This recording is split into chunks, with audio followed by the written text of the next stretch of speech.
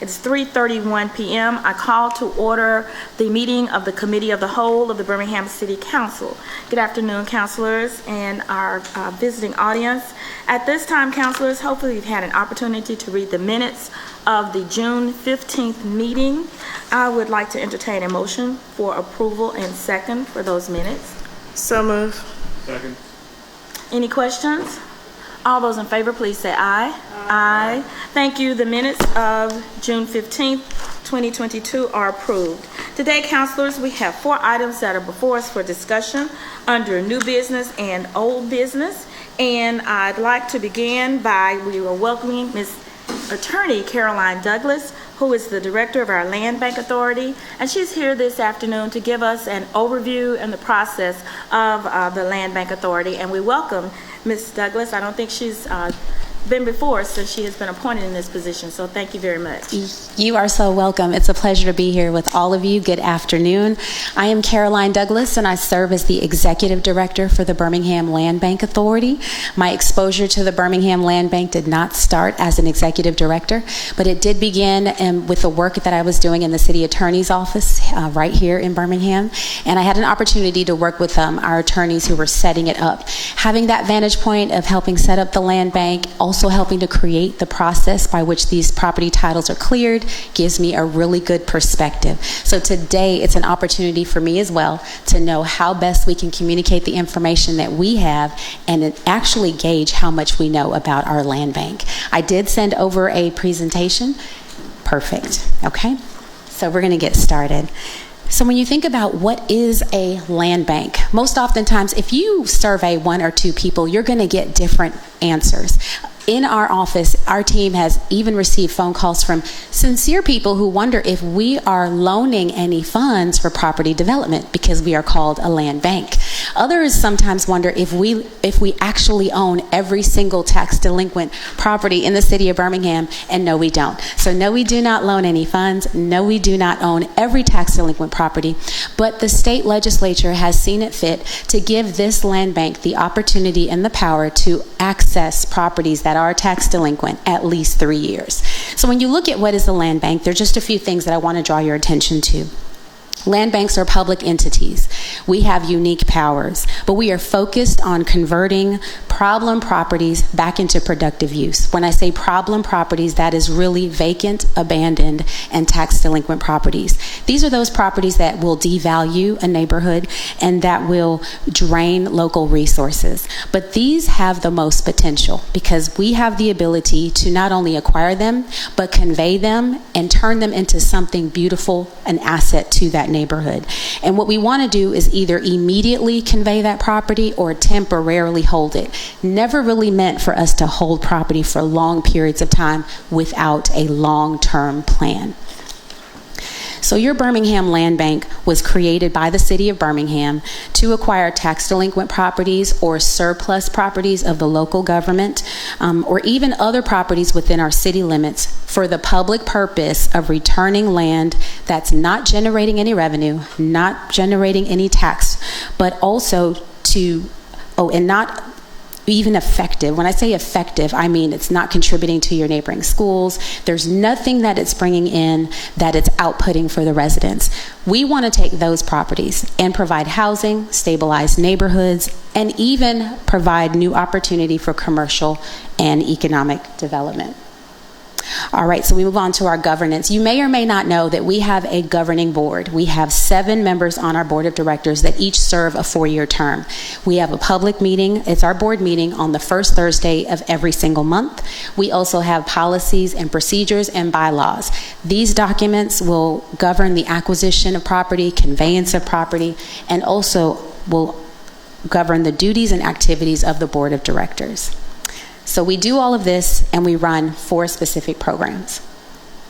We have a lot lease program, which I'll tell you a bit about. It's a 2-year lease that enables a citizen or an organization to use the property and also to maintain the property. So you've got the right to use it and the responsibility to maintain it. The quiet title and the immediate acquisition programs are for ownership.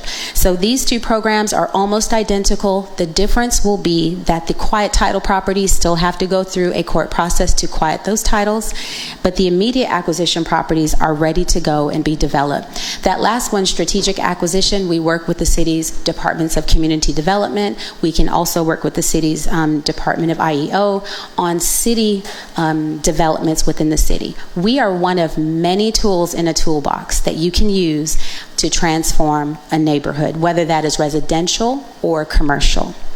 So let's now talk about who is eligible. Some people want to know, how do I apply for a land bank property, or who's eligible to do that, and what kind of properties can we acquire?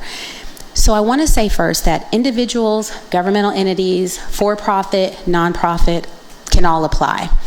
But the land bank does reserve the full and complete discretion to decline applications or any proposed agreements for any of these following reasons: failure to perform in prior transactions, ownership of property that's currently tax delinquent, ownership of property with any unremediated violations. Those can even include weed liens of the city that haven't been satisfied or demolition liens that haven't been satisfied, and insufficient experience and capacity to perform property maintenance. 3 years tax delinquency is what we require. If that property hasn't been tax delinquent for at least 3 years, it's not eligible. But there are over 10,000 within the city that are eligible for our program. So the one question that I did receive is about our process. What is our process? This is the complete process from start to finish. Generally, our application is online. We don't have a paper application, but an individual, a developer who's interested in our properties can go to our website, that's birminghamlandbank.org, and submit an online application. The staff will review it, then they will submit it to the board for approval. And depending if we have the tax deed or not, we'll request the tax deed, or if we already have it, we can then move forward to inform that applicant that we've got the tax deed. We do have an orientation now. We have started doing that this year, where we do take our buyers and those who are leasing properties through an orientation process. This way, they know exactly what is required of them, they understand what the program entails, and we give them some helpful information and tips. They will also execute a contract, and they will pay their earnest money if they are purchasing, or their fee if they are leasing. The rest of that chart, that everything that's in white and not yellow, that's solely for the home ownership. So those are steps that from beginning to end, if you want to purchase the property to own, that's every step you'll go through. If you're just wanting to lease it, all of those in yellow will apply, but of course, compliance will apply to all of them. Meaning that once that contract is signed, that transaction is closed, we want to make sure you're developing it the way you said you would, or maintaining the property the way you said you would. The next few slides talk specifically about our lot lease program and our quiet title and immediate acquisition programs. A way that you can really just remember which is which: if we're speaking of a vacant lot, no structure, and it is located in the same neighborhood as the person who lives and owns the house, or next door, to the right, to the left, behind, or in front, this is the lot lease program. You might wonder, why would anybody lease a vacant lot? What's the benefit of doing that? Well, it gives you the right to use it. It also gives you the responsibility to maintain it. But at the end of that lease term, you have the option to purchase it. So during your lease term, you are the one who gets that option at the very end. Now, you've got a couple other options. The person can say, you know what, this was great, too much work, don't want it. That's fine. But then, if you say, I really do want to own this, then you can go into our ownership program. But it gives an individual or even a church 24 months to save up the cost for the quiet title program. So the cost to lease a lot is $50, a one-time administrative fee of $50 per lot, and there's a limit of having 3 lots in any one 24-month term. So this is something that I think that churches, if they are interested, they're open, they're operating, they can truly enhance and beautify their neighborhoods. But also, a lot of them have development plans. They want to provide housing. They want to build, facilities to be a resource to the community. Churches should absolutely look into the lot lease program. All right, the next one is the ownership programs. We have 2. The cost for these programs start at $5,000. That covers the legal fees that we incur to clear the property's title. That will be $5,000 plus closing costs. Now, this program is awesome. I'll show you in the next slide why it's so powerful. And Counselor Clark knows all too well that I love this program. Now, what this is about here is it not only gives you ownership, but it gives you the opportunity to develop. We don't want you just to own it without a plan. We want you to have a plan to redevelop it. So that timeline is 12 months. And we do monitor it every 90 days to see where that project is in the process. So this applicant can be an individual, an organization, and they will also apply online. This property has to be vacant. If there's a structure on it and there's someone living in it, it is not eligible. But if there's a structure on it and it's vacant, it is eligible for our program. And many times we know that applicants are applying to either lease the property or to resell it. Or some want to occupy it. And those who want to occupy it for themselves also have a good chance of obtaining one of these properties. So this next slide is really illustrative of how this quiet title program works. So this is my imaginary street. It's called Green Acres. On 1605 Green Acres, there is a home that has been tax delinquent for at least 10 years. You've got delinquent property taxes, you've got a company that did work on the roof, you have a company that put a mortgage on it. The balance of all of that all adds up to $108,000. When we take this property through the quiet title process, if no one appears to redeem, and I want to make clear, the land bank does not take property from anyone. What we do is we apply for that tax deed, we bring it to the courthouse, we summons everyone who could have an interest. So if, for example, if Counselor Clark requested a property and we assign it to our attorney and it's been approved by the board, that attorney will look at that property's title. The property's title is much like a report card. If I want to know how well you did in school, I'm going to want to look at your transcript. That title is a property's transcript. They're going to take a look and see, well, what kind of activities have been going on? Who could have an interest? We're going to notify everyone who has an interest. If no one appears to redeem, no one who says, I'm willing to pay it, no one who says, I have the finances, I can do it, we will ask the court to vest title in the land bank. That allows us to reconvey it. After that quiet title process, there is zero owed for the lien on the roof. There is zero owed for that mortgage that hasn't been paid. There is zero owed for those property taxes that went delinquent. That is the power that the state legislature has given the land bank. So we are one of many tools in your toolbox on how you can transform your districts and the city as a whole. Just a few milestones that our land bank has been able to achieve. We're the first and only land bank in the state that successfully takes a property from tax deed and tax delinquency to full ownership with insurable title. That title insurance is available at closing. A purchaser can choose to buy it or choose to not buy it. We've also established a process which we just talked about, where we summons everyone who could have an interest in the property, prior owners, any heirs, any lien holder, any mortgagee, to the court to know who's going to take control of this property. And if no one is willing to do it, the land bank will do it. And reconvey that to an applicant who has a plan and who has the funds to fully carry that plan through. Then lastly, our group of attorneys are experienced, they're knowledgeable, and they perform these expedited quiet title suits at a fixed rate. We truly are privileged to provide this type of service to the city of Birmingham. But I think that opportunities like this enable me to know what does the public know about the land bank, and it also helps me to gauge how we can improve that process. So I hope that I've given you a bit more than what you've known already about the land bank. And if you have any questions, I'm available. Thank you so much. Thank you so much for this information. I know for me it was very valuable. I'm going to open it up now and ask counselors if they have any questions regarding the presentation. And I'll start with you, Counselor Clark.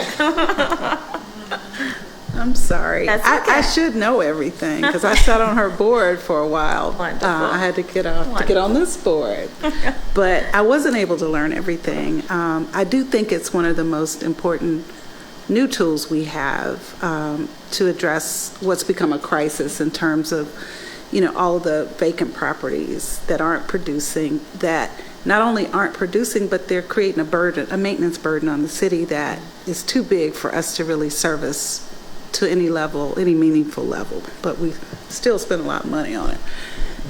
But I wanted to just ask you about the land bank's disposition priorities, because I feel like there are some definite criteria that you all evaluate when an applicant applies for a lot, like whether they're going to own, the owner is going to be owner occupied, it's a speculative investment. And then I know that there are strategic partners like developers like Habitat or Build Up or other entities who could really possibly take them by the dozens or half dozen and put them back in production. So what is the disposition priority, or and so that's one question. Okay. The disposition priority. Also, can city employees, and you gave an example of me acquiring for property. So I've never been clear on that. If you could also address that. Because I know some jurisdictions use it as a perk, as an incentive for employees of that municipality. So could you just comment on those first? Sure. Good questions. I'll answer your last question first. Yes, city employees are eligible to take advantage of the Birmingham Land Bank Authority's programs.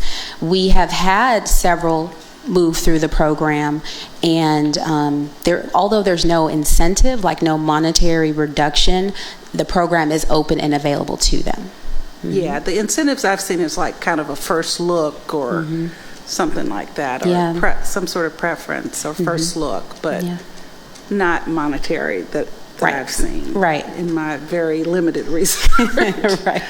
And in terms of your first question, what are our disposition priorities? We have a list of them in our policies, which are available on our website. I did not bring them all with me, but some of those are catalytic projects, so that does get some priority. Owner-occupied projects, those do get some priority. And I think it really depends on your plan and how well it is developed. So, for example, if I did not live in the community and I wanted to purchase a home in the community to rent it or lease it, but you live in the community or you have ties to it and you want to purchase it to occupy it, your application may get more consideration than mine. But at the end of the day, which one is better developed, which one has more feasibility, who was able to really carry it through? Okay. And in your example about the churches and the side lots or lot lease, I think is the program. I just imagined, you a church that's parking constrained, getting a lot in front of it and back of it and on each side. And all of a sudden there's these parking lots in this residential neighborhood. And I know that you all don't have the resources to really do, extensive like plan reviews and that sort of, I don't think you do, have that sort of planning expertise to really, and would it be fair to say, no, you can't have a parking lot all surrounding your church versus, but how do you deal with people who want to lease a lot and do something like that might not be well received by the residents in the neighborhood? That's a good question. I, in partnership with PEP and their zoning team, have come to put together a form that we would use internally to share with PEP and zoning what the plans for this property owner would be. So this way we would know, is that something that they can do? Is it something they should do? Are there any further steps they need to take? Before this, the land bank has always been a small team. I lead a group of about 5 of us, and that includes me. And we do have room to grow. But until we do grow, we have established partnerships with PEP and zoning to take a little more control over the proposed plans. So if in that scenario, if a church applied and said they wanted to use all 4 lots for a parking lot, we would submit that to zoning and say, is this something they can do? What we also do is require each buyer to take that ownership and make sure they are operating and going forward with their development according to the city's codes and ordinances. So that obligation and responsibility is always on the buyer, but we're taking a further step to be ahead of it this time. Okay. Yeah. Okay. Yeah, and like you said, they may just want to, maintain it, make it, keep it clean and green while it's not being used. I have two other, I have one other question about like where do you want to, how do you want to evolve and grow the land bank, and like what would be your wish list? Say if there was something the city council, as individual offices or collectively could do to support the land bank. What is that? Yeah, that's a great question. It's almost like when my mom would ask me, what do you want for Christmas? And I didn't know what to tell her because I hadn't really thought about it. But this I have thought about. And let me say this. When I came aboard with the land bank, my full and total focus was to determine where are we? Why are we here? Where do we need to go? And why aren't we there yet? So it was really an opportunity for me to take a look at what are we doing? How are we doing it? How can we make it better? And I'm pleased to say in the year and a half that I've been there, I've revised contracts that the board has reviewed and agreed to. We have strengthened a lot of our processes and really started up to ramp up our compliance, because a part of what I've noticed is we do have a lot of interest in the land bank, but our interest is getting those developments complete. And it's always easier to start a project than it is to finish one. And so that is something that we are focused on. But my top three would be funding, consistent yearly funding. My second one would be upgrading our technology and our software, as well as our website. I know I bunched that all together, but it's all technology, so I just threw it all in one bucket. And then my last one is growing our staff. Right now, I had a slide in there about our staff, and I took it out, but I'm glad to share it. I serve as the executive director. I have an administrator who is second to me. Her name is Miss Joanne Burrell. She's been with the Land Bank a while, and she has really seen it from the inside out. But under her, we have 2 analysts, a space for 2, but we only have 1, so we're hiring that second analyst, an admin assistant, a clerk, 1 inspector.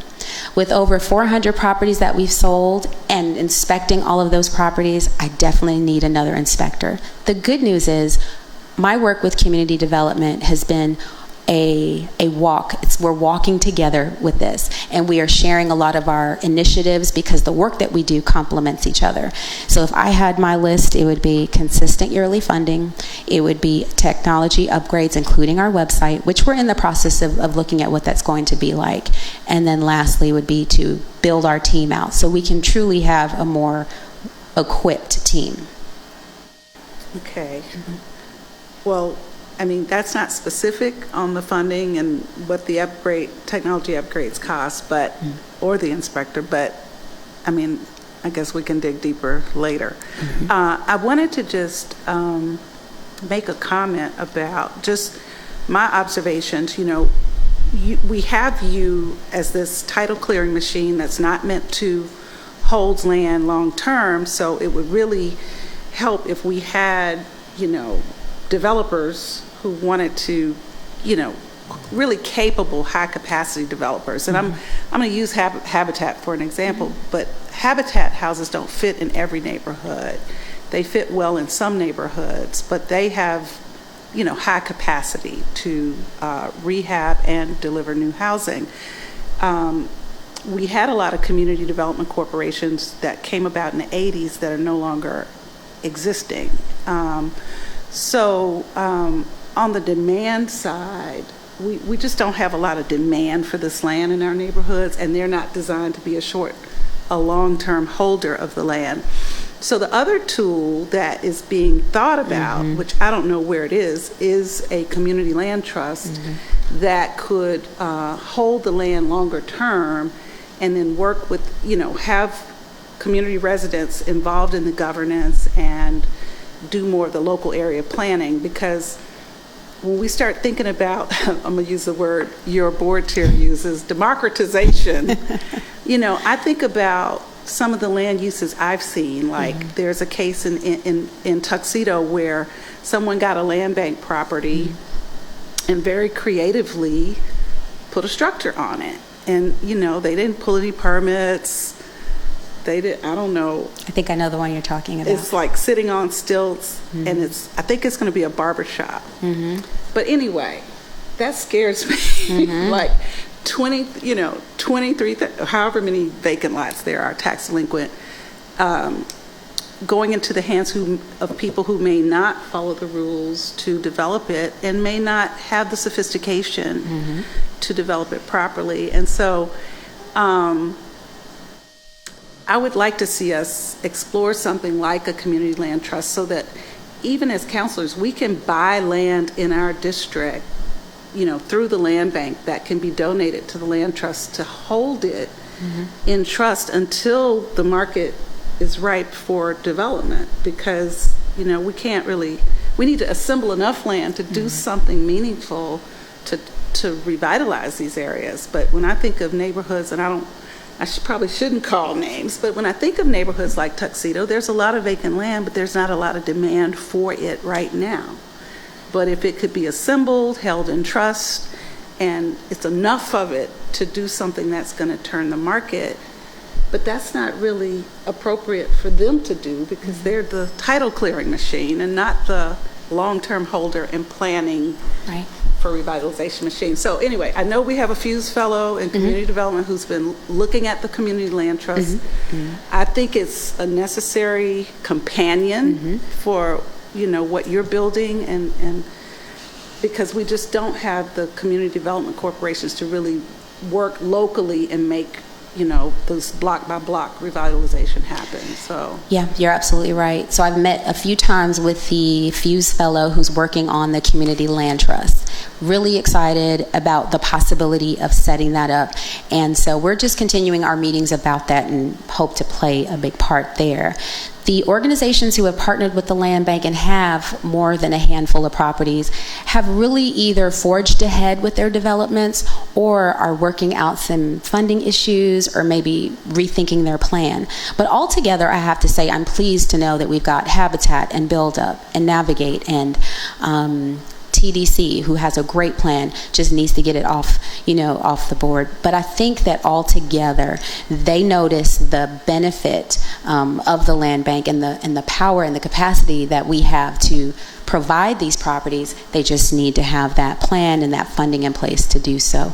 There's a program that the board has put together that I'm assisting them in carrying out. It's called the Accelerated Homeownership Program. Nothing that we have rolled out, but just to give you a preview, that is one that would take builders who have that capacity to build, community lenders who are willing to come to the table, and families and individuals who want to build their home and either come back to the city of Birmingham or just move within the city.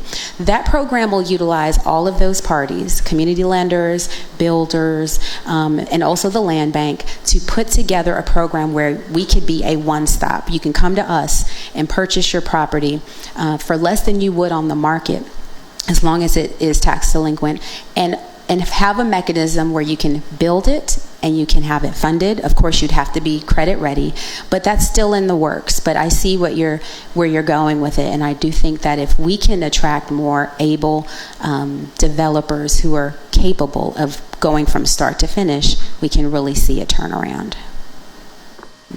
Okay, I'm going to be quiet on this. Are you done? Thank you. Yes. Councilor Quinn, do you have a question? Sure. So I'd just say in general, it would be very helpful for us to have some metrics. So like pretty much any data that you can devise or put together would help us to, have additional insight as to, how the land bank's doing and what direction things are trending. I'd definitely be very interested in seeing that. So one of the things that I've heard over the years in discussion about the land bank is about the lack of capability to take on debt.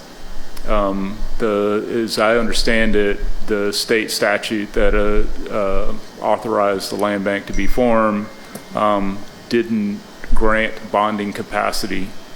And So my question is that actually a deficiency? Would that something be more germane to a land trust? Any thoughts? I'd have to go back to look at that just to be sure. Can you tell me what the context was in terms of? Yeah, well, the idea is that the land bank can, obviously is set up to clear title on property, but if you had, $50 million at your disposal for the land bank to actually develop those properties yourself, then, things might happen a lot more quickly. If you could deliver a finished product to the market, so bonding capacity would help, in that regard. Integral to having bonding capacity or taking on debt is being able to pay that debt back. So that's a consideration, but, I guess in your Christmas wish list, is that something that you would potentially include, or is that something more germane to something like a land trust? I have floated the idea of the land bank redeveloping properties by itself, working with the contractor and then making them available. I think that it's an idea that the board that I have now would be willing to consider. However, that funding, like we just said, is limited. What can we do with the funding that we have? But I think the end goal, if the end goal is to get a property rehabbed or built and made available to the public so as to generate funding for the land bank, there could be more than one way to do that. But to answer your specific question about bonding, I'd have to make sure and go back to that statute. Yeah. Okay.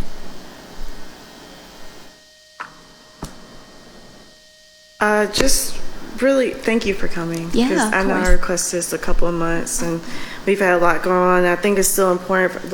I hate the other two new counselors aren't here, but I think it's important for us to understand how the land bank works and these programs work, because I know a lot of my constituents call and ask about the lot lease program and everything else. So thank you. I guess really my one question is, with the increase in the budget for the land bank, how will this help you all?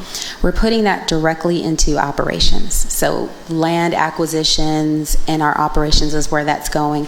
I'm really pleased at the additional funding, because when I look at the funding just historically, it's always been there. We are grateful for the support of the city of Birmingham, and it's been at different levels. And the greatest, funding we saw was in 2019, 2020, where over $1 million was put into the land bank. So that shows a lot of great not only interest, but also investment in the land bank. So I'm thinking about something. So yes, consistent funding would be great. I have so many things running. I guess how many more properties will you be able to address with the increase in funding? So with property clearance at $5,000 per property plus closing costs, and the $500,000 that we were given and appropriated, that gives us about, if I'm doing my math right, someone count, is that 500 or 5,000? Someone have a calculator, couldn't tell you. But really what we thrive on is demand. And let me tell you where I think the greatest opportunity for us is going to be when we are working and walking together with community development, and they have developers who are coming and interested. What I have found is they will route them to us, and then we have the opportunity to supplement their current plan. So I think doing it that way, where the funding to do this isn't coming from us per se, but it is coming from HUD-backed funding, it is the perfect storm. Okay. I would like to see for the next budget, kind of like your wish list with numbers. We're usually a part of those budget hearings when they happen around March, but I think that'll be very helpful. And Chiefs, if I can request this, if she could just give us the numbers and see how we can help you in the budget next year. That'd be great. And thank you, because TDC, Navigate, and Build Up are all in District 6. And I've seen the beauty they've done with vacant lots, especially the big one across from, we call it the White Store by Washington K through 8, to take an area that was an illegal dumping ground and have 3 smart homes. So thank you for all that you do. Yeah, of course. And I forgot Woodlawn United. Don't want to leave them out, but they've got a great number of properties in Woodlawn. Yeah.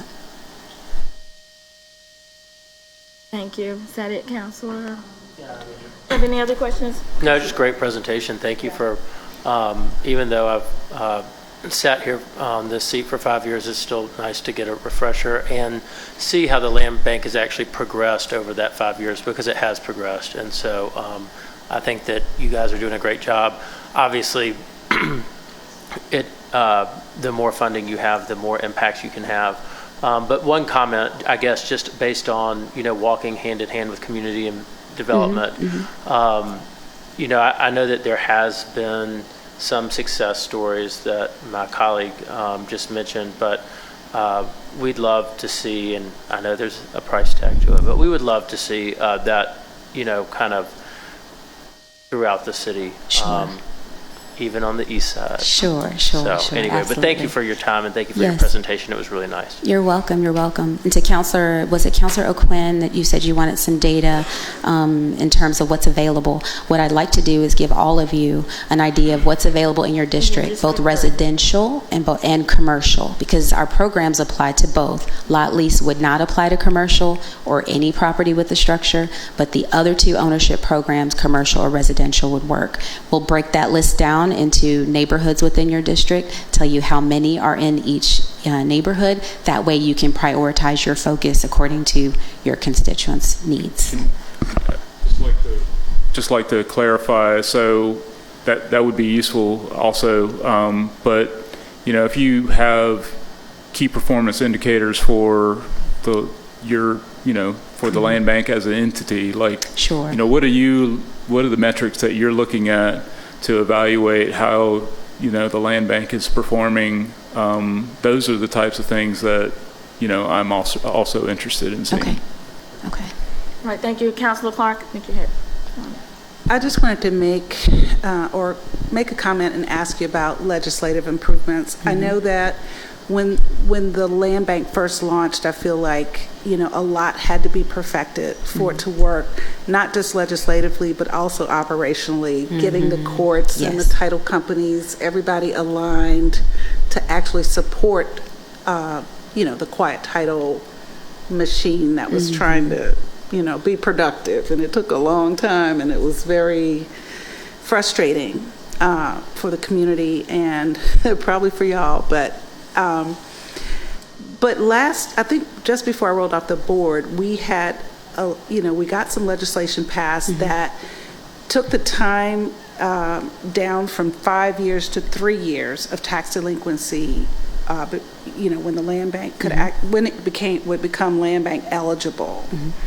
And I think the last day of the session, a new bill was introduced. Could you just kind of high level tell us what that's going to do for the land bank if that legislation is reworked and introduced in this upcoming session? Council Woods and we were kind of briefed on it. I remember, by Kim and the Centers for Community Progress people when they were in town. But anyway, could you just kind of tell us, all of us, what that would do? I would want an opportunity to do that in another forum, and I'll tell you why. There's a number of improvements that proposed legislation will make that may generate even more conversation. But also, I think to give each of you a summary of what that bill looks like so that you will know what it is and will be able to communicate that would be useful. Okay. Yeah. Thank you. That would be fine. And Councilor Pro Tem. I do think, I just thought about this, if, I don't know, when we have our town halls, maybe neighborhood meetings, 5 minutes, or help us to train us so we can educate the neighborhood officers and tell people. A lot of times, like I said, we'll get calls and people don't understand about the process, or sometimes people get angry, not understanding it. So I kind of would like to see that. But I want to correct myself, Council Williams. So those housing nonprofits aren't part of the land bank. Those are just individuals that just so happen to get land bank lots and to be given to, what I'm saying? It's not them showing favor to this bill, because they honestly don't even do it in West End. But I was just telling her thank you publicly for helping us out. But I do agree that we need to see on every side of the city how we can improve vacant lots. Thank you. You're welcome. Thank you again, and I just want to piggyback on the suggestion by my colleague to my right. The education manager in me is also asking for train the trainer, because we get so many requests at neighborhood meetings, and this is what I've even asked the neighborhood presidents in District 7 to tune in, or either come down today. You see, didn't recommend, but to tune in today so that we could have that understanding, because there's a lot of confusion, and you have definitely helped to eliminate some of that confusion for me personally. And but I would like either some type of even Cliff Notes or maybe a little something with nothing more than that one sheet of the process. It may be helpful to residents, because I can think of a lot of churches, that one right near me that has a lot that home was demolished on, and now it's growing. But to me, it would be a perfect opportunity for them to take that lot, and it looks like something that a church could get through the lot lease program. So thank you very much. Yes, you're welcome. And I'll continue those conversations about what could be helpful. I think what would be nice is if I could do a workshop with all of you, and then give you materials that you can then give to those in your district to learn more about our programs. My team is always available to present with me. Our board chair is very interested in educating the public on what we do, as are the rest of my board members. So they're invested in Birmingham. They want to see us grow. And I think we're at a crossroads. We've said this at other meetings, at our board meeting, where we see where the land bank started. We understand where we are, and now we want to see where we're going to go. So we're going to be involved in some strategic planning sessions with our board to determine where do we want to be in 1, 3, or 5 years. This way, we'll be a lot more focused. You'll feel a lot more of our impact across the city, and we'll be able to see what we are doing while we're doing it.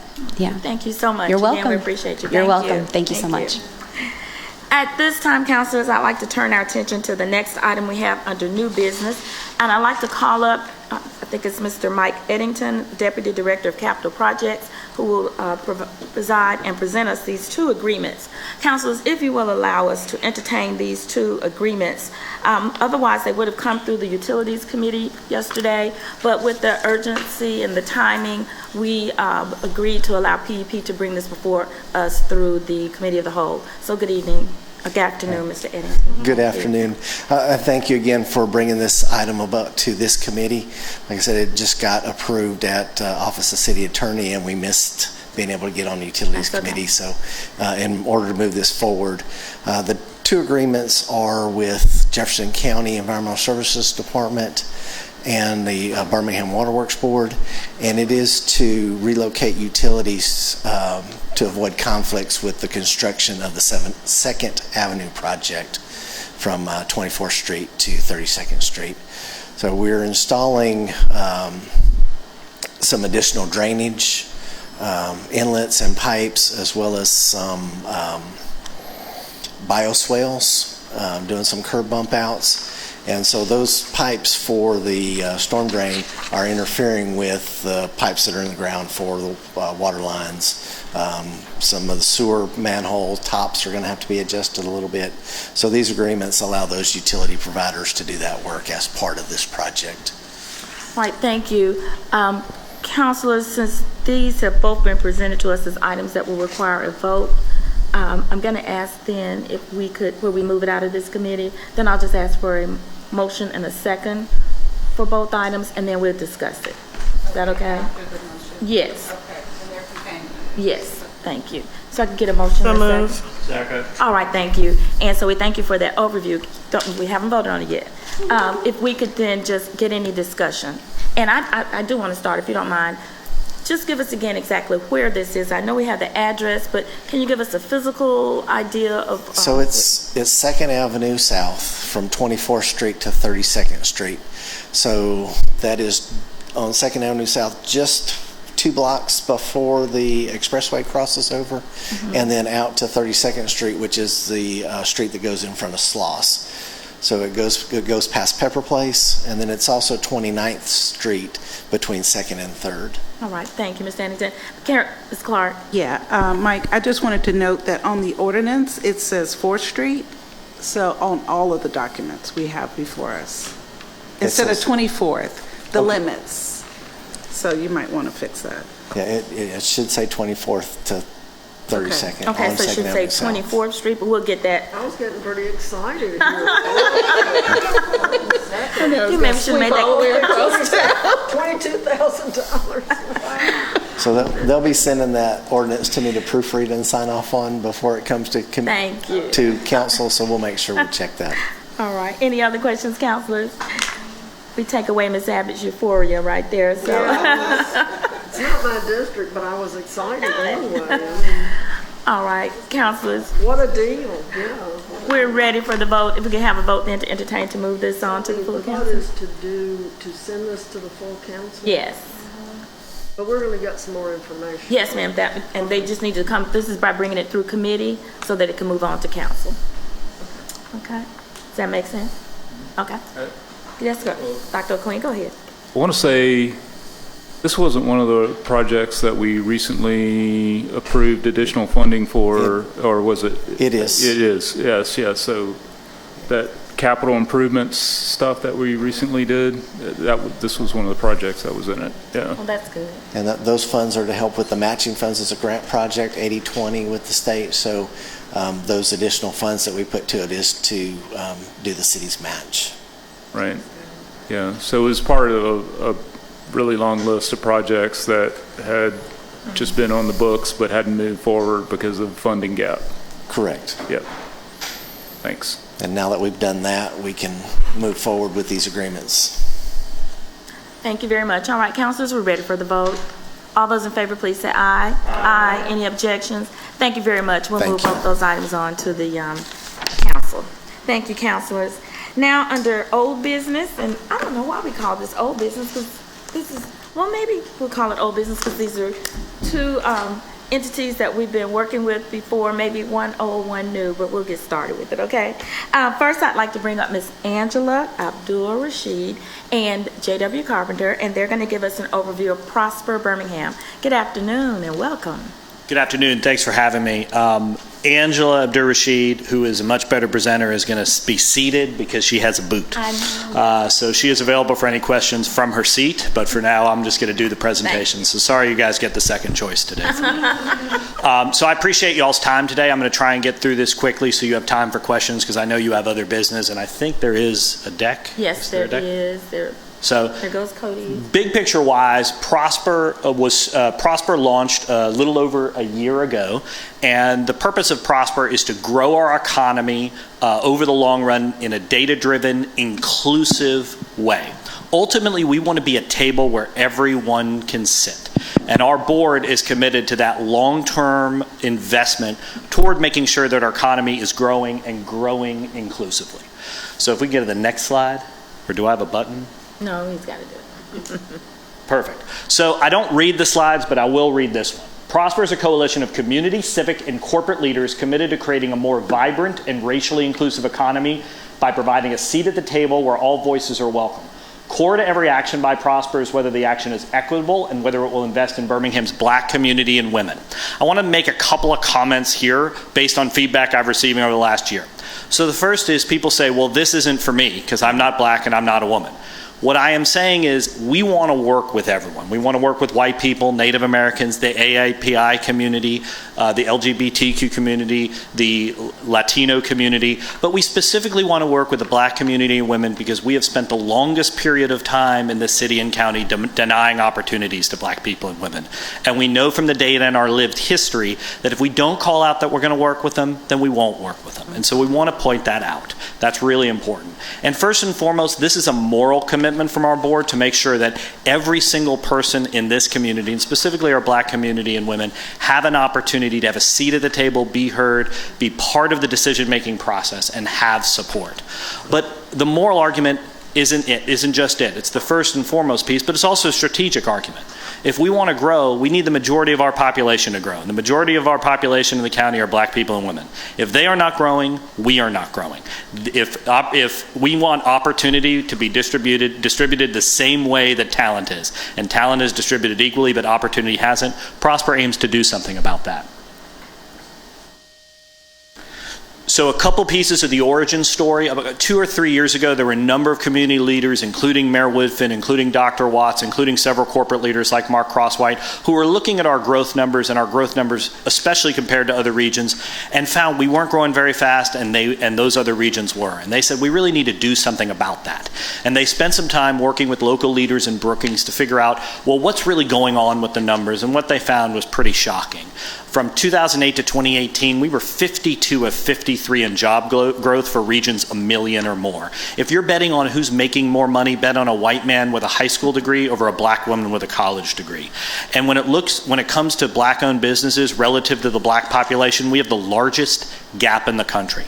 So this is pretty shocking data, but what they said was, in working with Brookings, they looked around the country at other cities, and those cities had organizations that were focused on economic growth, and we needed an organization that was focused on that long-term, data-driven economic growth, and that's why they launched Prosper. But the difference between our work and the work done elsewhere is, from the start, baked into our DNA is not just economic growth, it is about inclusive economic growth.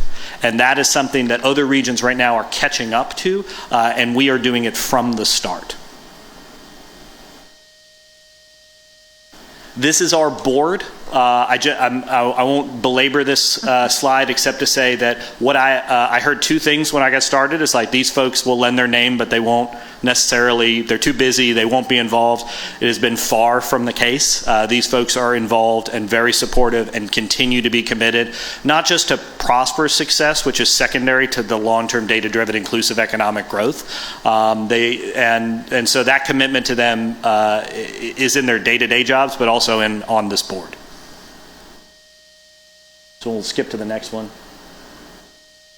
So we have our structure, we have three parts to our structure. The first is around job creation. What can we do to grow jobs in the industry and businesses we have? And how can we grow more businesses here that can create new jobs?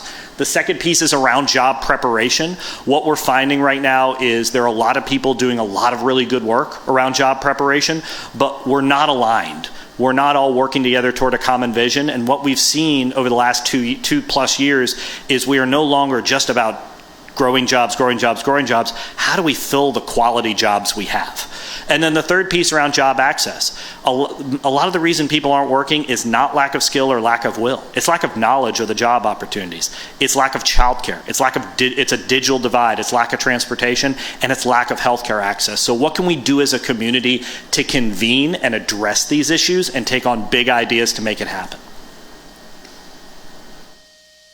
You know, the next slide. We'll skip. So we play four primary roles at Prosper. The first is we are a funder. We have philanthropic contributions from our board and others that generally go into one pool that we use to fund initiatives, and I'll share about some of those initiatives later. The second is around convening and aligning. We have a program rich in the town, but we are in a lot of ways network and system poor. And so what can we do to align all of these efforts that are doing similar things toward a bigger common vision and common goals and common strategies so we can have a bigger impact? The third is around national resources. This is the third most generous city in the United States when it comes to philanthropy, but at the same time we are undercapitalized when it comes to federal funding and national investment. How do we get more of that here? And I can talk about a pretty big win later that we recently were a part of. And then the fourth is, what's our vision? What's our brand? What are our goals? What are our common strategies? And how do we align around that? It's not Prosper's job to determine that, but what can we do to convene and get people together to come up with that vision, to come up with those goals, to come up with those strategies so we can take big swings and support big ideas and so we can start getting big wins. So when we first launched last year, and it was a team of one when we launched, we've since added really good people: Angela Abdur-Rashid, our communications community engagement director, Dee Manyama, our initiatives director, and Aubrey Strange, who handles our fundraising. The board said, it's great to talk about the vision, it's great to talk about the alignment, we need to get runs on the board, and let's make sure we are supporting initiatives that are impactful. And the way we do not run programs, it's a team of 4 folks, we do not have the capacity to run programs. Think of us as civic venture capital. We invest philanthropically in initiatives that we think are swing for the fences and will have a big impact, but we don't run those organizations. We fund them, we support them, we offer them advice, we connect them, and we also track how they're doing. So I don't need to tell you about the Birmingham Promise. You all know about the Birmingham Promise. We are proud to partner with them. One of the best ways this community can get involved is to host Birmingham City School students and alums as interns. We had 2 this last year, and it was phenomenal. They did great work, and they brought joy to the office, and it is always good to be around young people because they know how things work that I don't. One other point about the Promise, I understand this. There's a perspective about the Promise that this is an education program because it involves high school kids, and there's an education component. This is about investment and economic mobility. The single best natural resource we have are our Birmingham City School students. It's a renewable resource, and they have all the talent in the world, and if we give them the opportunities, they will stay and do incredible things, and that is what the Promise is about, and we're really proud to partner with them. If you haven't met Samantha Williams, she's outstanding as the new leader of Promise. So as I said, biggest gap in the nation, population of our region, 28% identifies as black. Only 3% of businesses with more than 1 employee are black owned. This is it's a moral abomination, but it's also this huge strategic opportunity. So we are doing 2 things on this. The first was the Magic City Match.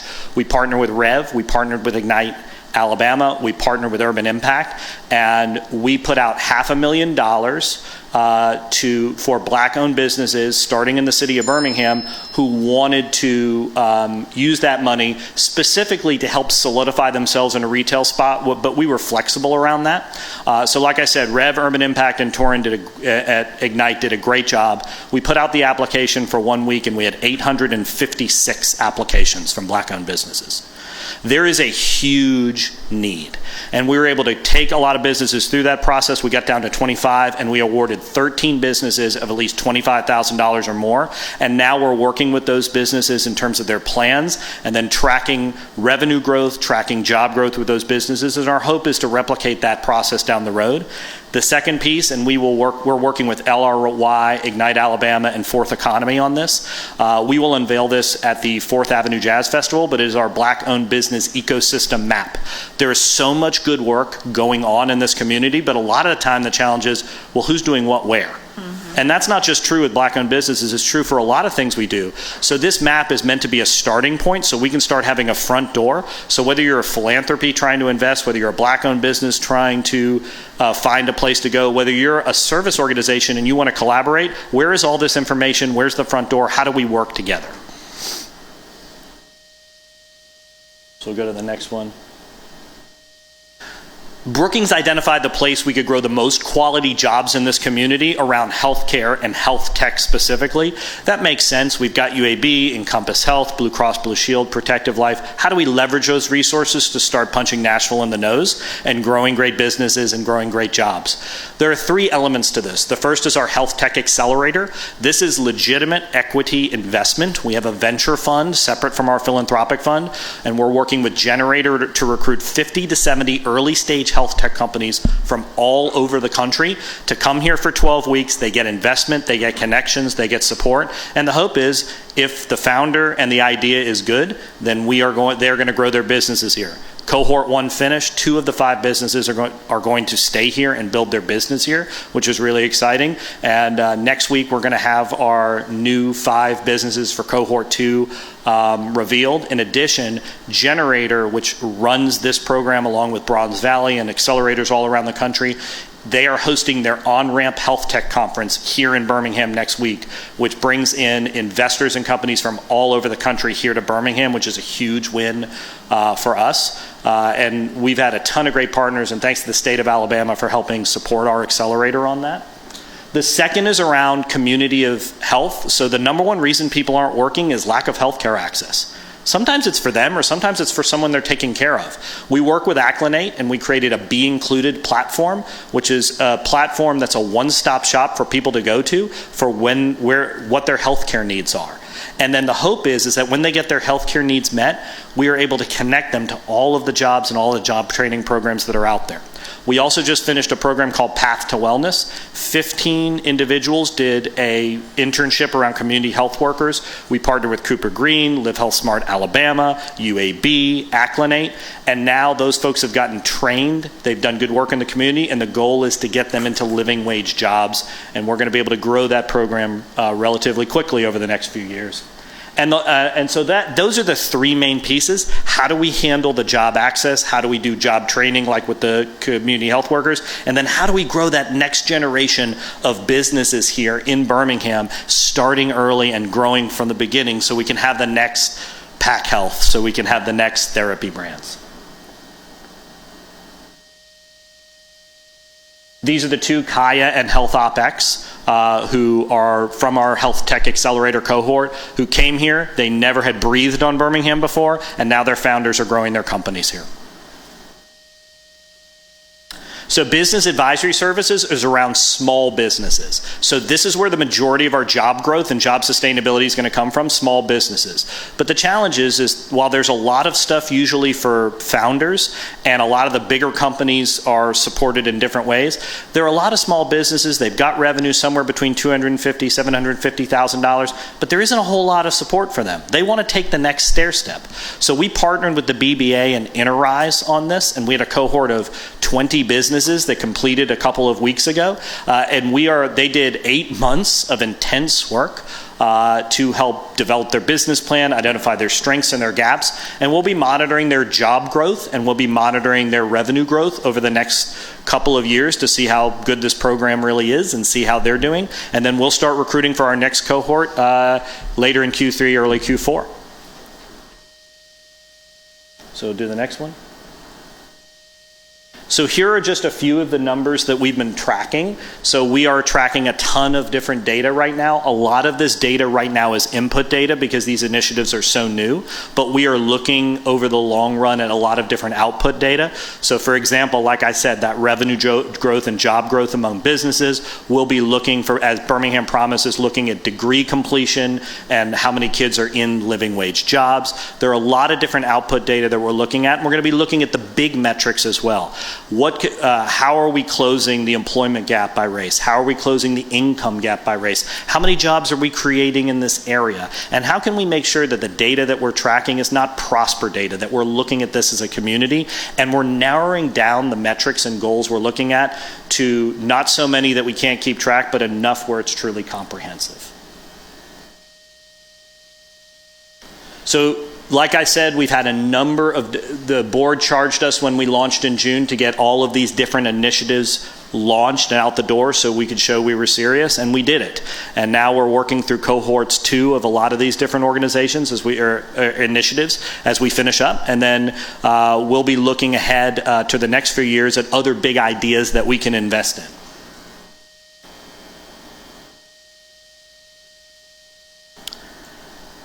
So, you probably know about the Good Jobs Challenge. I want to shout out Amelia Muller in the city of Birmingham. This was a huge win for us. We were one of 32 cities selected, a little less than $12 million coming to this community to grow our healthcare workforce. What I'm proudest of here is what a collaborative effort it was. The city of Birmingham, like I said, deserves a ton of credit. BBA was at the table, UAB was at the table, Jefferson County, we were at the table, Regional Planning Commission. What this shows is if we collaborate towards a big goal, we can do it. And I think this is the beginning of more things to come, and it shows that, you know, we can compete on the national level with cities and regions around the country if we put our best foot forward.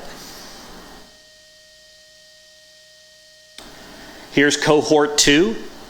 These are the companies that'll be coming. You'll be hearing more about this. This is cohort 2 of our Health Tech Accelerator, which was very, very recently selected.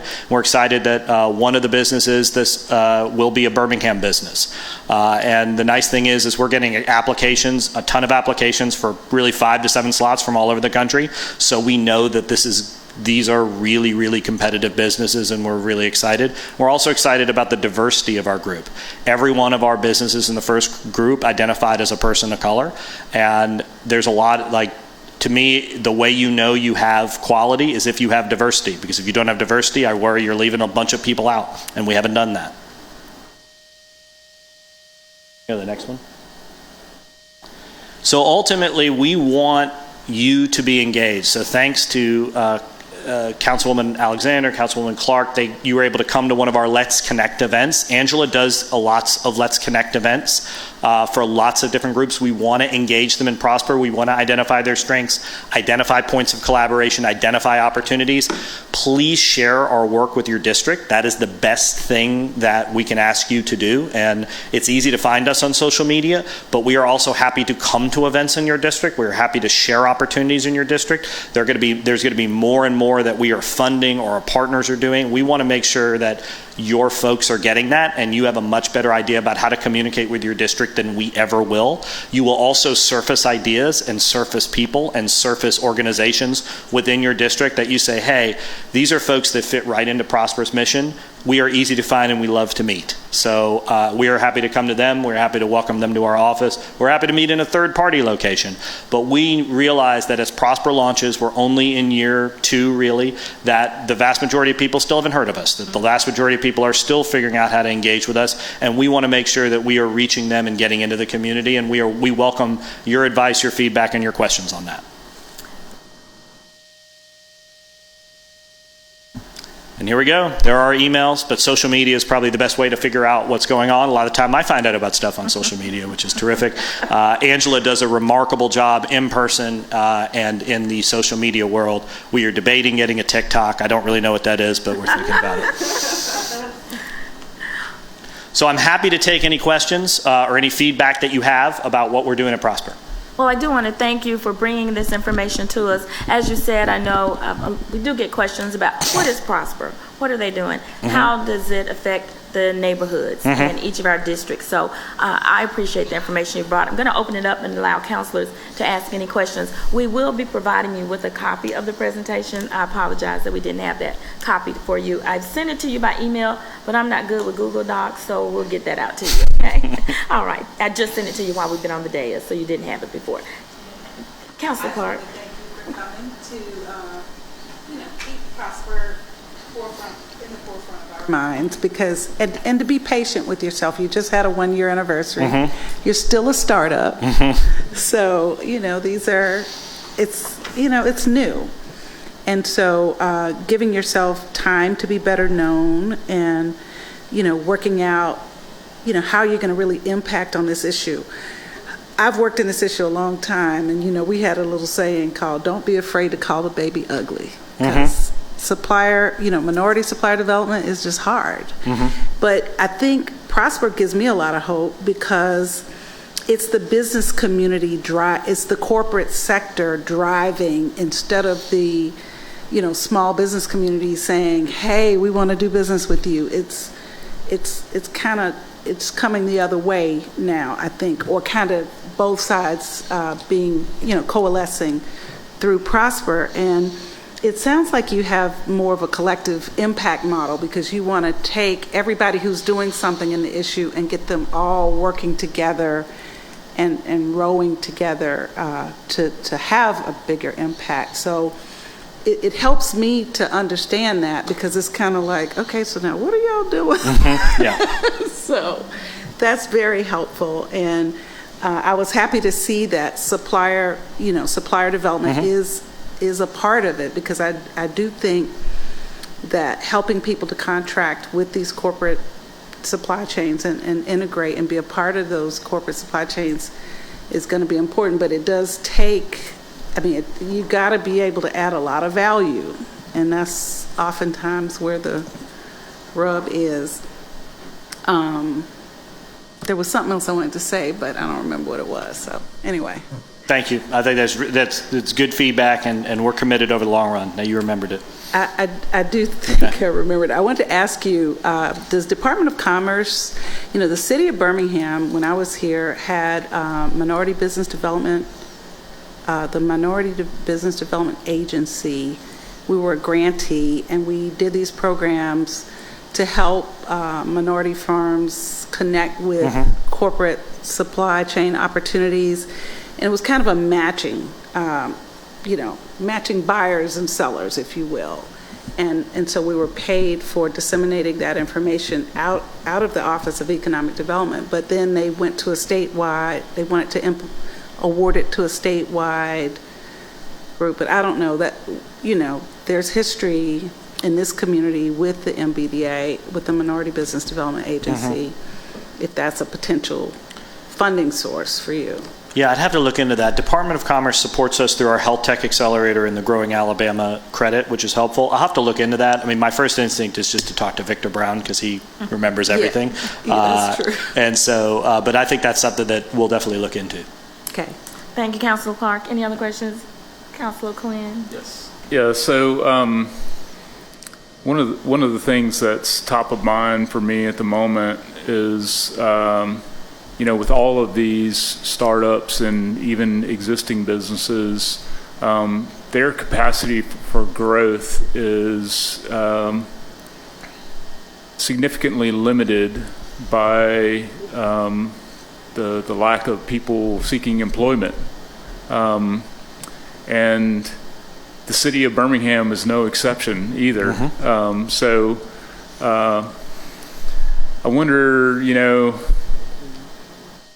not an economist, obviously, but anyway, I'm wondering if you have any thoughts on that, or if any portion of Prosper's, mission helps to perhaps address that question, or is it completely out of your depth?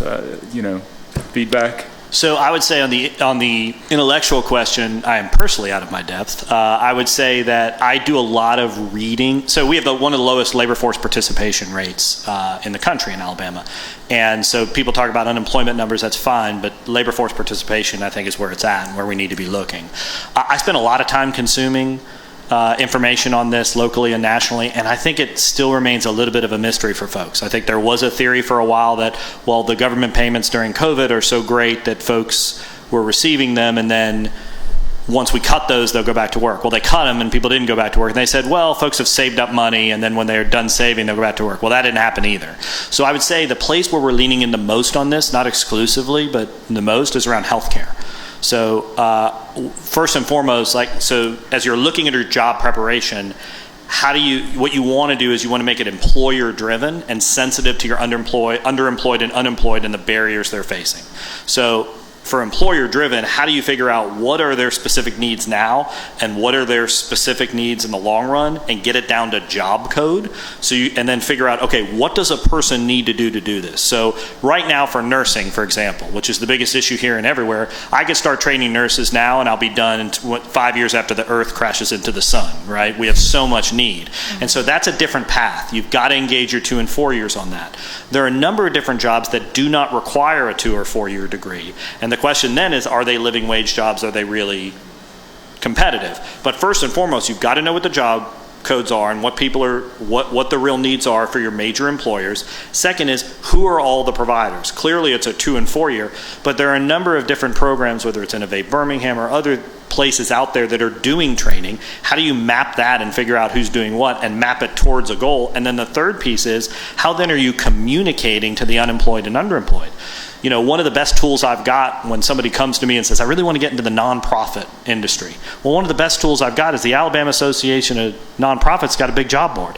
And every nonprofit job goes on there. It's not just the entry jobs, all the jobs. And so I say, go to that board and tell me what you're interested in. Let's have a conversation. Private employment doesn't work like that. And most of the big ones online, you go to them and it's hard to sort them out. So it's a little bit trickier, but we're working with those employers and we're working to identify and map that so we can start communicating. But even when you're communicating, then how are you addressing the needs? So sometimes it's transportation, healthcare, like with those access needs that individuals and folks have. So we are working on that. It's a long tail on that kite. I just want to say UAB has been terrific. A lot of our healthcare providers, Encompass Health, have been terrific. Blue Cross Blue Shield, they really want to help fix this. And the BBA's been looking at it. Lots of folks have been looking at it, but it just takes some time to do. But I will say there is huge urgency around this. I don't know one organization in this city, especially the big ones, that aren't thinking about this, and I think they're now collaborating toward it. So it fits in our wheelhouse, but I'd be lying to you if I said I have an answer. Thank you. Thank you. Mrs. Abbott, I thought you motioned. Did you have a question? No, I think I'll probably get what I needed from the document. Getting the slides. All right, thank you. Council Pro Tem. All right, well, thank you so much. Thanks for your time. We appreciate you coming, and we hope you get out of that boot soon, but thank you for the information. I'd like to point out I did not make her come. She chose to. Thank you. Thank you. All right, councilors, our final item under old business is we have a presentation this afternoon by Miss Amanda Story, and I see she has T. Marie with her, and they'll be talking about the Jones Valley Teaching Farm expansion. Thank you so much. Hello. Good afternoon. Good afternoon. We are here to primarily talk about our expansion of Jones Valley Teaching Farm's intern and apprenticeship program. Really why we wanted to focus on this is most folks, and my partner here, T. Marie King, who is leading this program as our director. Most people know Jones Valley Teaching Farm because we've had a 20-year history with the city of Birmingham, specifically on the downtown farm where most folks know us. But in 2012, that all changed when we began to co-create our pre-K through 12th grade education model with Birmingham City Schools. We started that in 2012. Since then, we are well known for our Good School Food program, both locally but especially nationally. So I'm going to touch on that a little bit before we end this presentation. In 2015, we moved into workforce development, quite frankly. And so we have been at this since 2015, have learned a lot of lessons and used that time as a really important lesson learned for ourselves, but also to be prepared to come to you when we are ready to expand. And that's why we're here today. So we're going to focus really mainly on that internship and apprenticeship program. So our mission and vision is food is our foundation, people grow here. Jones Valley Teaching Farm uses food as a foundation, and that's really important to us. And so we're not your normal workforce development program on purpose, right? Because we believe that by using food as a foundation, we're creating food resilient communities by instilling the skills in young people of knowing how to grow your own food, but also to share that with your community is really creating a different community for us all to live in and share with one another, right? So that is an incredibly important piece of our work. And we do that so that young people can lead, create, and grow a healthy future for themselves and their community. And that's really the baseline of what we do from a mission standpoint. Our vision is, and we see it every day, is we envision communities inspired by food and transformed by youth. And so if you look at the next slide, our goal for this meeting, and specifically for an ask we're making to each of you, is to really look at the economic mobility for Birmingham City youth and young adults, and that is through our internship and apprenticeship model. Next slide. So in 2015, when we moved onto the Woodlawn High School campus, that was when we started to ask larger questions, that not only are we creating this foundation within our educational outreach and programs of instilling food-based education opportunities aligned with all of the state standards that teachers need to follow, we also knew that a big piece of, if we're going to focus on the deficit, which we do, food insecurity and all of the words that we use today, which we want to challenge ourselves to use food resiliency instead, because we want to create food resilient communities. But we know that workforce jobs are very important to young people. We have to make a living, right? All of us do. And so the internship opportunity appeared to us as an opportunity based from the response we were getting from young people at Woodlawn High School. We launched that, and it has been incredibly successful since then, and you'll see the stats in a minute. When they started graduating, we immediately saw that it is a nonprofit's responsibility, I think, that we also don't end a program right when the 12th grade ends, that we need to find the ways that we can continue to partner with young people and young adults to make sure that that transition is utilized. And so the way that we did that was created a full-time employment opportunity so that interns that graduated from that original program would then be able to apply for a full-time position at Jones Valley Teaching Farm as an apprentice. So our intern and apprenticeship model consists of the high school internship and the Jones Valley Teaching Farm larger apprenticeship program, and together they continue the education of Birmingham City School students. It's only open to Birmingham City School graduates. I just want to add that. Through on-the-job training, which they get a lot of, and in the summer, I would say it's a little bit harder. Workforce development, enrichment experiences, support services, and pathways to full-time employment and or post-secondary education opportunities. Next slide. We also believe that we are advancing the city of Birmingham's priorities, and we do that in a couple of ways through this program. Obviously, advancing employment and educational opportunities for Birmingham youth, but also increasing the number of residents with access to affordable produce. By making food the foundational piece of all of this, we believe we're doing two things. We're creating young people who have jobs or have jobs that are meaningful jobs, which they have asked for, but also young people who have said, we also want to create jobs that create change. And we want to do something for our community and jobs that contribute to that. Next slide. So just to tell you about our high school internship, which we've already talked a little bit about where we are going and what we want to do. So beginning in August 2022, we want to expand our internship beyond Woodlawn. We've been able to pilot this with Woodlawn for the past 7 years. We feel like we're in a great position, know what's needed to now be able to recruit applicants from all high schools across Birmingham. And that is a new thing for Jones Valley, but it's an exciting thing, and we're excited to be at this point. And between the years of 2022 and 2024, we also plan to double the number of interns from 5 to 10. Next slide.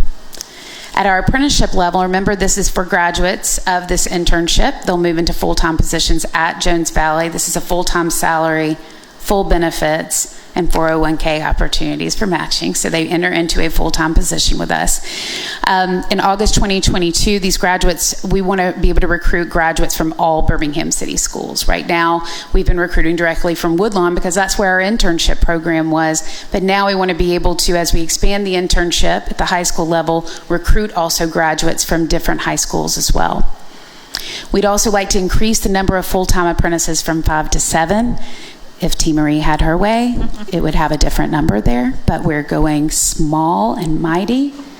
She's ready, though. And in August 2022, we also are creating a Youth Pathways and Experience Manager. He's actually already moving into that position. Mohammed Jallo, who started at Woodlawn High School in the 9th grade, started the petition to actually form the farm at Woodlawn High School, went on to be a manager of the farm, and has been with us now for almost 8 years or 7 years. So now he's moving into this position. A perfect person, in our opinion, to help lead this next stage of our expansion. Next slide. So from program objectives and metrics, this repeats a lot of what I've already said, so I'm not going to go through this completely, but just to know that we're looking to expand that high school internship to all Birmingham City School students and graduates. We want to increase that number, as you can see. All of our high school interns receive $15 an hour while also receiving course credit from the Business and Finance Academy there at Woodlawn. We're hoping to work with other co-op programs across the academies to make that work for other interns as well. We also want to expand access to the apprenticeship, as I said, and recruit from other high schools as well. We believe that 90% of our high school interns and apprentices, because we've seen this work well, will show increased skills-based knowledge, and also transition 50% of those apprentices graduates to STEM, agriculture, environmental, or culinary-related careers or post-secondary education. We're starting to see that as well. Next slide is just a really, it shows the path, even though what I'm saying seems complex sometimes, but when you can see it, it might help a little bit. Next slide, please. So how do we know that this works, and why are we coming to you today? Because we have employed 45 Woodlawn High School interns since 2015. We've also leveraged over $650,000 of corporate and foundation support to make that happen and to pilot it. And that's why we're here today. We've also employed 16 apprentices. Those are those full-time jobs right after that internship. So that has happened as well. And we have actually hired 5 of those apprentices at Jones Valley Valley Teaching Farm to be farmers, assistant farmers, instructors, and now we actually have added to our finance and administration department as well with an apprentice. Next slide, please. And again, obviously, we're increasing, we're expanding, but we also, and this is all T. Marie King, establishing accreditation and credentialing for training from state and universities. So she can tell you a little bit about what that's going to look like, but everything from food handlers training to tractor training to OSHA training, we're able to credential and offer those trainings to young people when they're going through our program, so that when they leave our program, they have a stack of things that they can show future employers in those areas that they're most interested in. We also are creating employer and post-secondary education partners and scholarships, which is exciting. We're increasing professional development and support services, and we're partnering with HBCUs, research entities, and industry partners to increase immersive training opportunities. So that's all taking shape. T. Marie has been driving that, and she told me I was reading these slides, but I'm going to turn it over to you in a second. So our request, and I'm going to move on to the next two. Yes, in the next slide, please. So our request to you and to each counselor is to provide collective support to expand Jones Valley Teaching Farm's intern apprenticeship model across all high schools and recruit from all high schools and Birmingham City schools. We are asking an investment of a 2-year minimum investment of $40,000 from ARPA funds in 2022 and 2023 to ensure the growth and future financial sustainability of this model. We believe that we've been working so hard at this over the last 7 to 8 years to really get to the place for expansion, so that we knew that what we needed to have in place in order to do that. And we believe the time is right, and the time is now for us to move in that direction. Next slide.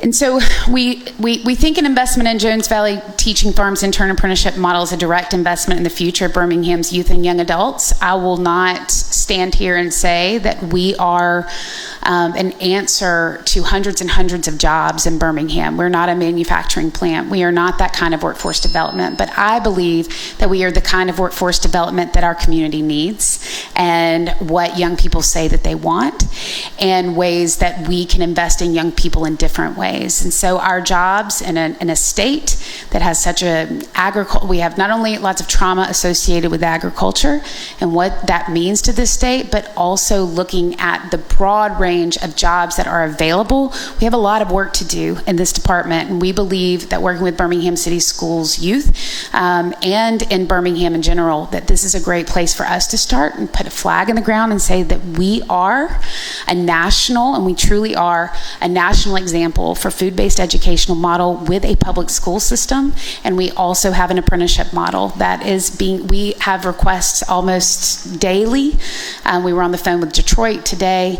We've had Gulf Shores visit. We've had Columbus, Georgia. We've had 5 schools in Atlanta reach out. This is all in just this 1 quarter of asking not just about the work that we do with Birmingham City Schools. Yes, that's incredibly important to them, but this trajectory that we're creating for young people to be part of this larger movement, part of these larger employment opportunities.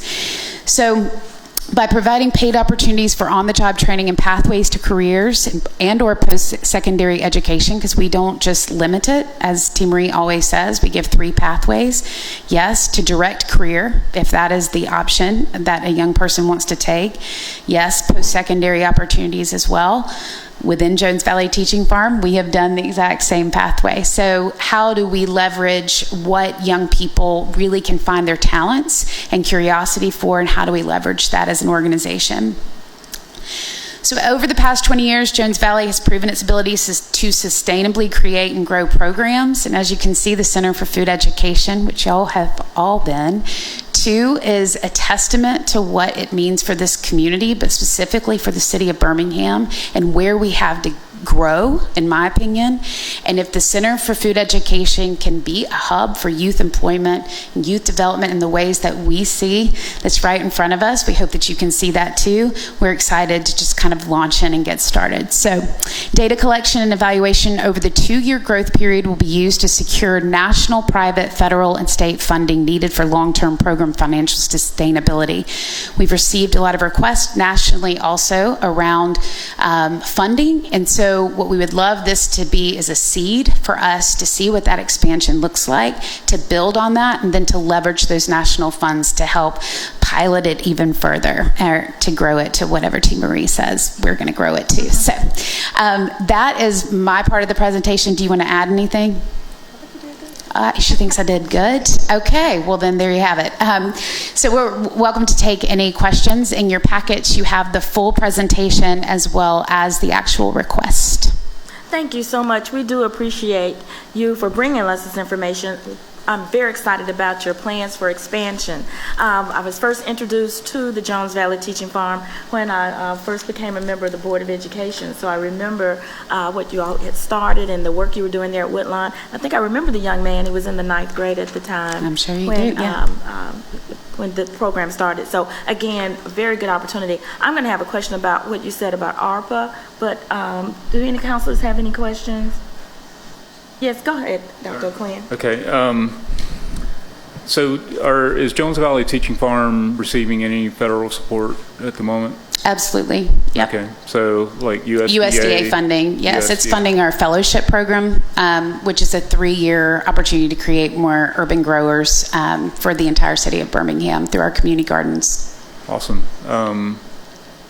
What does that look like? I mean, the fellowship program? No, the support. I mean, is it financial support? Is it?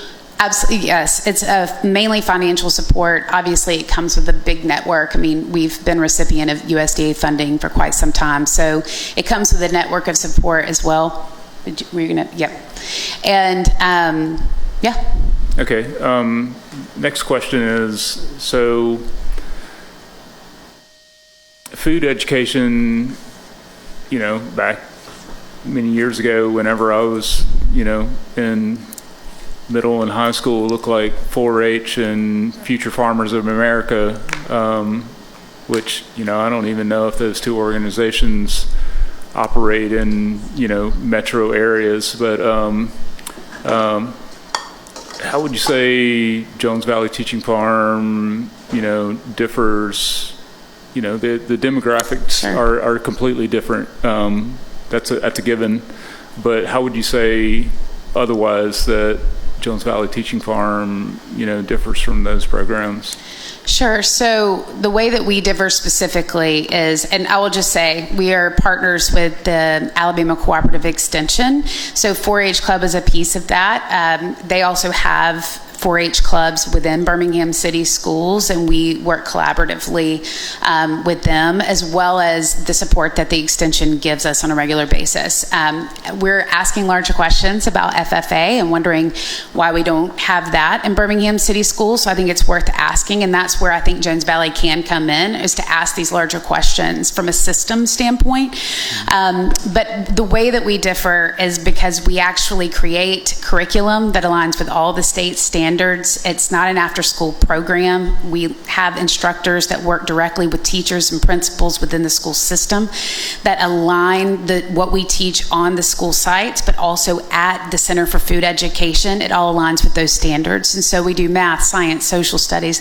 We have the opportunity to really work even with art. We're able to do art projects and really customize. And what I'm most proud of is our instructors really keep Birmingham center of the storytelling, the foodways, all the ways that we can bring that element in, the history of Birmingham. So we really customize it in a very unique way, and that's what a lot of folks actually come to us for. Like, how did you create this immersion? Because we almost are like an extension of the Birmingham City school system. We're treated that way within the schools themselves, and our camps kind of take on that life as well. So it's kind of amped up a little bit, I would say, but that's what we do. We create also the farmers and the staff that keeps the maintenance for the sites that we actually maintain as well.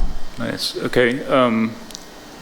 One last question. Yeah. So is water conservation and renewable power generation part of your curriculum? Well, We are getting there. So all of the sites that water definitely is. So all of the sites that we operate have, besides the downtown farm, which was a strategic decision, have ponds. Our Woodlawn High School, I heard bioswale earlier. We have a bioswale at Woodlawn High School. So we use those opportunities to really talk about water and water conservation.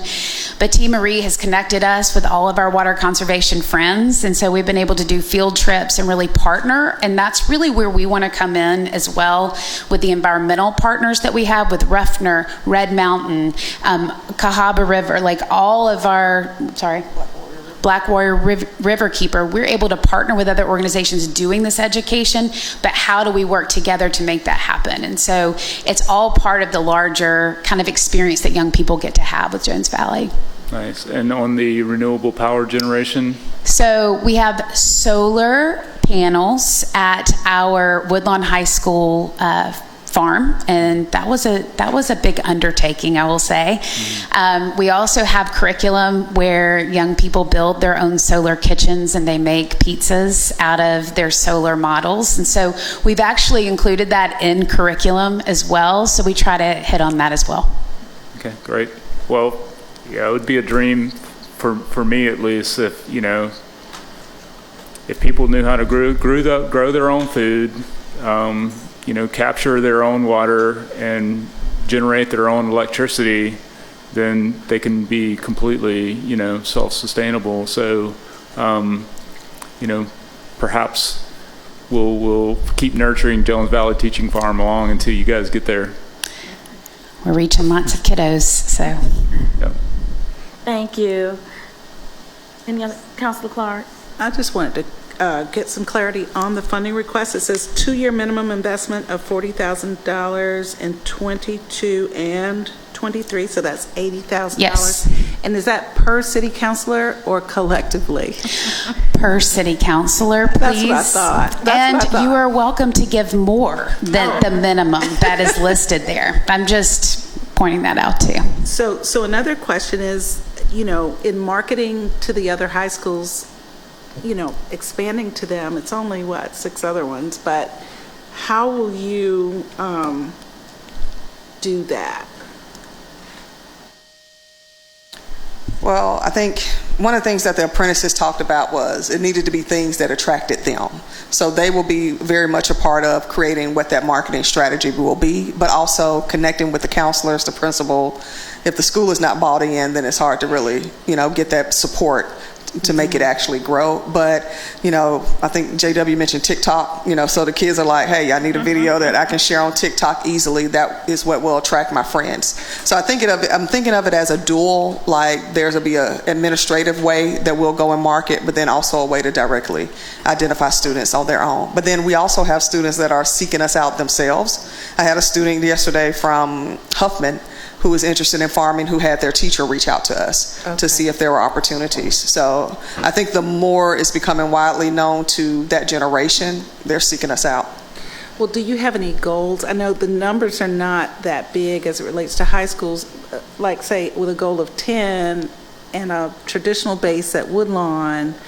Would you have a goal of 1 per other high school or something in the first year? I mean, it wouldn't take, a whole lot. But if you got, say, JO has a horticulture program, but if you got 5 from JO, then that doesn't serve the other high schools. So I'm just saying, have you thought about, like a target, a goal? What would be your desired recruitment goal per high school in the first year? She won't let me go for my goal. I know. I would love to have like 25, 30 kids working, and that number of increasing that number is not necessarily from Woodlawn. That's just across the board. And I think as we, with our partnership with Birmingham Promise, as we see more students that are interested, then we'll just increase that number as we go. But as for kind of our target as we scale it, that was kind of the one that we settled on. I'm not sure I understand the answer. So, I mean, the number is the number across all high schools, but do you have a per school goal? Not necessarily a per school goal at this moment. That doesn't mean that one won't develop as we're recruiting. Mm-hmm. But you have to essentially make relationships in all those other high schools? Yeah. Okay. All right, just checking. And then sustainability after 2024, is this just because, we're time limited in this funding support? So is this, how do you plan to sustain this or grow this number after 2024? Well, that's one of the reasons why we're starting a little bit smaller.